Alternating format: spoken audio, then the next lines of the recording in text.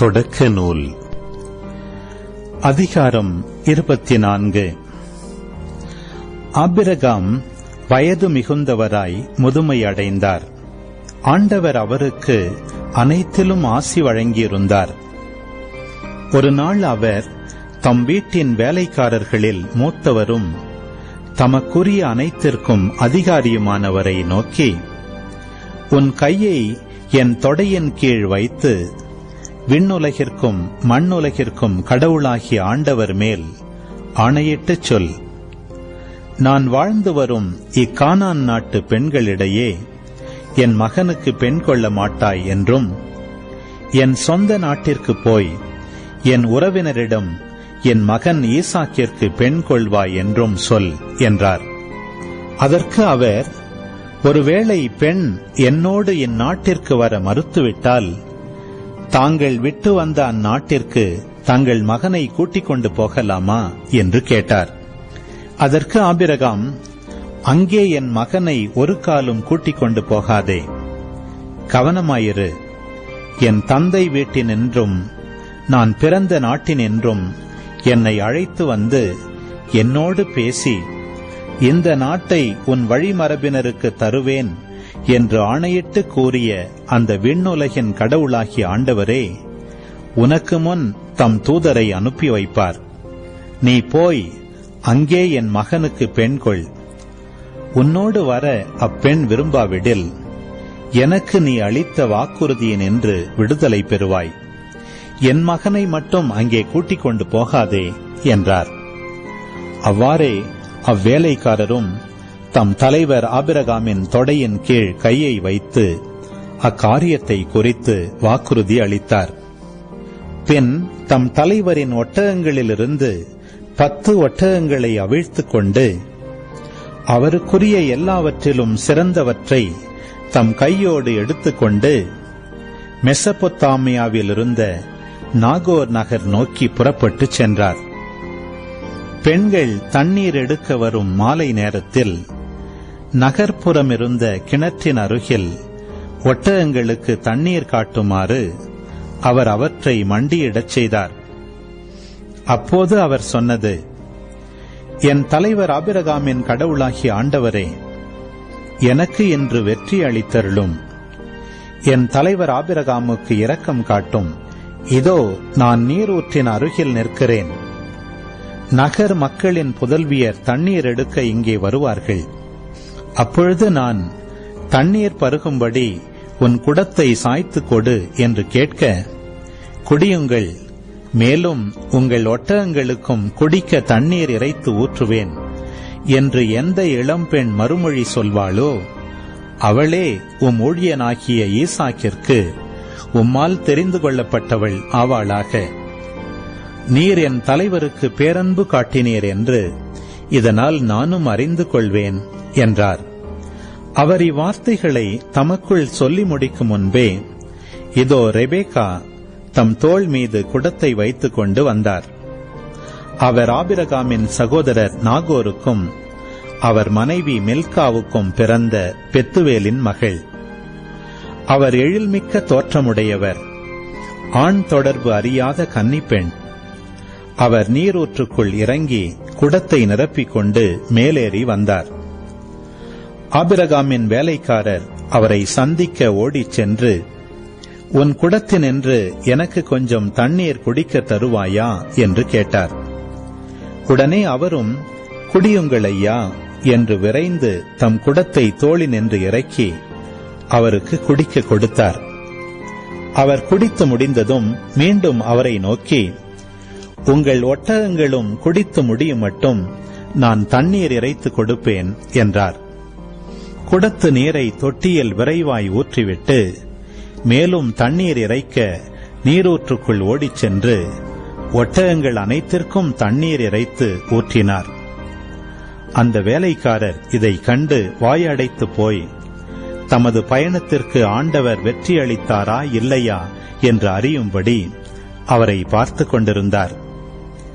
ஒட்டகங்கள் நீர் குடித்து முடிந்த பின் அவர் அவருக்கு 6 கிராம் நிறையுள்ள பொன் மூக்கணியும் 120 கிராம் நிறையுள்ள 2 காப்புகளும் கொடுத்தார். பின்னர் அவரை நோக்கி, நீ யாருடைய மகள் சொல், உன் தந்தையின் வீட்டில் நாங்கள் இரவு தங்குவதற்கு இடம் இருக்குமா என்று வினவினார். அவரோ மறுமொழியாக, நாகோருக்கு மில்கா பெற்ற மகனான பெத்துவேலின் மகள் நான் என்றார். மேலும், எங்கள் வீட்டில் வைக்கோலும் தீவனமும் மிகுதியாக இருப்பதுமன்றி தங்குவதற்கு இடமும் உண்டு என்றார். அந்த மனிதர் ஆண்டவரை வணங்கி தொழுது, என் தலைவர் ஆபிரகாமின் ஆண்டவர் போற்றி போற்றி, என் தலைவருக்கு அவர் காட்டியிருந்த பேரன்பையும் உண்மையையும் விட்டு விலகவில்லை. என் தலைவரின் சகோதரன் வீட்டிற்கு வரும் வழியில் அவர் என் முன்னே சென்றார் என்றார். அந்த இளம்பெண் ஓடிச் சென்று தன் தாயின் வீட்டில் உள்ளோருக்கு இந்நிகழ்ச்சிகளை பற்றி கூறினார். ரெபேக்காவுக்கு லாபான் என்னும் சகோதரன் இருந்தான். அவன் வெளியே வந்து அந்த மனிதரை பார்க்க நீரூற்றை நோக்கி ஓடினான். ஏனெனில் தன் சகோதரி அணிந்திருந்த மூக்கணியையும் கைகாப்புகளையும் அவன் கண்டிருந்தான். அந்த மனிதர் என்னிடம் இவ்வாறு சொன்னார் என்று தன் சகோதரி ரெபேக்கா கூறிய வார்த்தைகளையும் கேட்டிருந்தான். அவன் அந்த ஆளிடம் ஓடிச் சென்று நீரூற்றருகில் ஒட்டகங்களோடு அவர் நின்று கொண்டிருப்பதை கண்டான். அவன் அவரை நோக்கி, ஆண்டவரின் ஆசி பெற்றவரே வருக, இங்கு தாங்கள் வெளியே நிற்பது ஏன்? உமக்காக வீட்டையும் ஒட்டகங்களுக்காக இடத்தையும் துப்புரவு செய்து வைத்திருக்கிறேன் என்று சொன்னான்.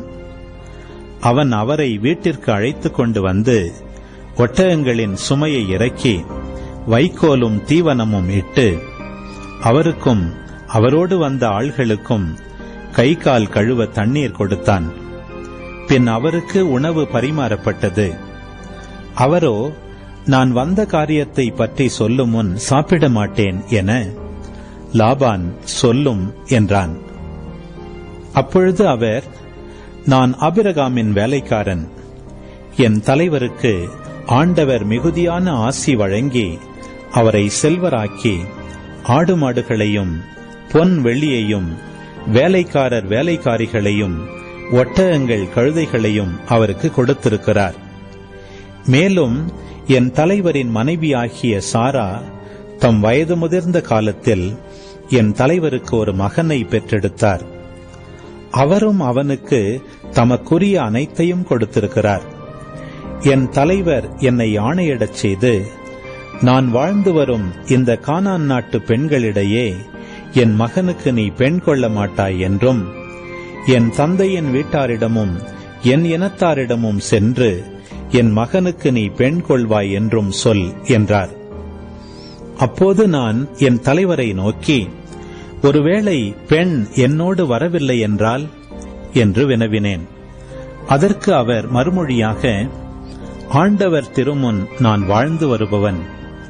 அவர் உன்னோடு தம் தூதரை அனுப்பி உனது பயணத்தை வெற்றி பெறச் செய்வார். என் இனத்தாரிடையே என் தந்தையின் குடும்பத்திலிருந்து என் மகனுக்கு பெண் கொள்வாய். அப்பொழுது நீ எனக்கு அளித்த வாக்குறுதியினின்று விடுதலை பெறுவாய். அப்படியே நீ என் இனத்தாரிடம் போய் கேட்டும் அவர்கள் தராவிட்டால் நீ எனக்கு அளித்த வாக்குறுதியினின்று விடுதலை பெறுவாய் என்றார். இன்று நான் அந்த நீரூற்றின் அருகில் வந்தவுடன், என் தலைவர் ஆபிரகாமின் கடவுளாகிய ஆண்டவரே, நான் மேற்கொண்ட பயணத்திற்கு கருணை கூர்ந்து வெற்றி தாரும். இதோ நான் நீரூற்றின் அருகில் நிற்கிறேன். தண்ணீர் எடுக்க வரும் இளம்பெண்ணிடம், நான் பருகும்படி உன் குடத்திலிருந்து எனக்கு கொஞ்சம் தண்ணீர் தா என்று கேட்க, அவள், குடியுங்கள், மேலும் உங்கள் ஒட்டகங்களுக்கும் தண்ணீர் இறைத்து ஊற்றுவேன் என்று சொல்வாளாயின், அவளே என் தலைவரின் மகனுக்கு ஆண்டவரால் தெரிந்தெடுக்கப்பட்டவள் ஆவாள் என்று என் மனத்திற்குள் சொல்லி முடிக்கும் முன்பே, இதோ ரெபேக்கா தன் தோள் மீது குடத்தை வைத்துக் கொண்டு வந்தாள். நீர் இறைக்குமாறு அவள் நீரூற்றுக்குள் இறங்கினாள். அப்பொழுது நான் அவளிடம், எனக்கு குடிக்கத்தா என்றேன். அவள் உடனே தோளிலிருந்து குடத்தை இறக்கி, குடியுங்கள், உங்கள் ஒட்டகங்களுக்கும் தண்ணீர் காட்டுவேன் என்று கூற, நானும் குடித்தேன். ஒட்டகங்களுக்கும் அவள் தண்ணீர் காட்டினாள். பின்பு நான் அவளை நோக்கி, நீ யாருடைய மகள் என, நான் நாகோருக்கு மில்கா பெற்ற மகனான பெத்துவேலின் மகள் என்றாள். உடனே நானும் அவள் மூக்கில் மூக்கணியும் அவள் கையில் காப்புகளையும் அணிவித்தேன். மேலும் நான் ஆண்டவரை வணங்கி தொழுதேன். ஏனெனில் என் தலைவரின் சகோதரியின் மகளையே அவருடைய மகனுக்காக பெண் பேச வருமாறு நேர்வழியில் என்னை நடத்தி வந்த என் தலைவர் ஆபிரகாமின் கடவுளாகிய ஆண்டவரை போற்றினேன். இப்பொழுது நீர் என் தலைவருக்கு அன்பும் நம்பிக்கையும் காட்டுவீரா இல்லையா என்று எனக்கு தெரிவியும். அதற்கேற்ப வலமோ இடமோ எங்காகிலும் திரும்பிச் செல்வேன் என்றார். அதற்கு லாபானும் பெத்துவேலும் மறுமொழியாக, இச்செயல் ஆண்டவரால் நிகழ்ந்துள்ளது. நாங்கள் உம்மிடம் இதற்கு சாதகமாகவோ பாதகமாகவோ ஒன்றும் சொல்லக்கூடாது. இதோ ரெபேக்கா உம்முன் இருக்கிறாள். ஆண்டவர் சொன்னபடியே அவள் உம் தலைவருடைய மகனுக்கு மனைவியாகும்படி அவளை அழைத்து கொண்டு போங்கள் என்றார். ஆபிரகாமின் வேலைக்காரர் அவர்களுடைய வார்த்தைகளை கேட்டதும் ஆண்டவரை தொழுதார். பிறகு அவர் பொன் வெள்ளி நகைகளையும் ஆடைகளையும் எடுத்து ரெபேக்காவுக்கு கொடுத்தார். அவர் சகோதரருக்கும் தாய்க்கும் விலையுயர்ந்த அன்பளிப்புகளையும் கொடுத்தார். பின் அவரும் அவரோடு இருந்தவர்களும் உண்டு குடித்து அங்கு இரவை கழித்தார்கள். அவர்கள் மறுநாள் காலை எழுந்ததும் அவர், என் தலைவரிடம் போக விடைத்தாருங்கள் என்றார். ரெபேக்காவின் சகோதரனும் தாயும் அவரை நோக்கி, பெண் 10 நாள்கள் என்னும் எங்களோடு இருக்கட்டும், அதன் பின் புறப்பட்டு போகலாம் என்று மறுமொழி கூறினர். ஆனால் அவர் அவர்களிடம், என்னை நீங்கள் தாமதப்படுத்தாதீர்கள். ஆண்டவர் என் பயணத்திற்கு வெற்றியை தந்திருக்கிறார். என் தலைவரிடம் நான் செல்லும்படி விடை கொடுங்கள் என்றார். அதற்கு அவர்கள், பெண்ணை அழைத்து அவள் விருப்பத்தை கேட்போம் என்றனர். அப்படியே ரெபேக்காவை அழைத்து, இவரோடு போகிறாயா என்று அவரை கேட்டனர். அவரும் போகிறேன் என்றார்.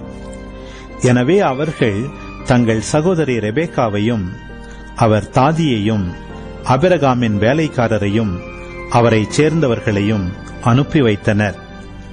அப்பொழுது அவர்கள் ரெபேக்காவுக்கு ஆசி வழங்கி அவரை நோக்கி, எம் சகோதரியே, 1000 நீ பெருகுவாய். உன் வழிமரபினர் தங்கள் பகைவரின் நகர்களை உரிமையாக்கிக் கொள்வார்களாக என்றனர். பின்பு ரெபேக்காவும் அவருடைய தோழியரும் ஒட்டகங்களின் மீதேறி அந்த மனிதரை தொடர்ந்தனர். அந்த வேலைக்காரர் அவரை அழைத்து கொண்டு போனார். இதற்கிடையில் பெயர்லகாய் ரோயி என்ற இடத்திலிருந்து ஈசாக்கு புறப்பட்டு நெகேபு பகுதியில் வாழ்ந்து வந்தார். மாலையில் வெளியே வயல்புறம் சென்றபோது அவர் கண்களை உயர்த்தி பார்த்தபோது ஒட்டகங்கள் வருவதை கண்டார். ரெபேக்காவும் கண்களை உயர்த்தி ஈசாக்கை பார்த்தார். உடனே அவர் ஒட்டகத்தை விட்டு இறங்கினார். அவர் அந்த வேலைக்காரரிடம், வயலில் நம்மை சந்திக்க வந்து கொண்டிருக்கும் அவர் யார் என்று கேட்டார். அவ்வேலைக்காரரும், அவர்தாம் என் தலைவர் என்றார். உடனே ரெபேக்கா தம் முக்காட்டை எடுத்து தம்மை மூடிக்கொண்டார். அப்பொழுது அவ்வேலைக்காரர் ஈசாக்கிடம் தாம் செய்தது அனைத்தையும் பற்றி கூறினார். ஈசாக்கு தம் தாயார் சாராவின் கூடாரத்துக்குள் ரெபேக்காவை அழைத்துச் சென்று மணந்து கொண்டார். அவரும் ஈசாக்குக்கு மனைவியானார். அவர் ரெபேக்கா மீது அன்பு வைத்திருந்தார். இவ்வாறு தம் தாயின் மறைவுக்கு பிறகு ஈசாக்கு ஆறுதல் அடைந்தார்.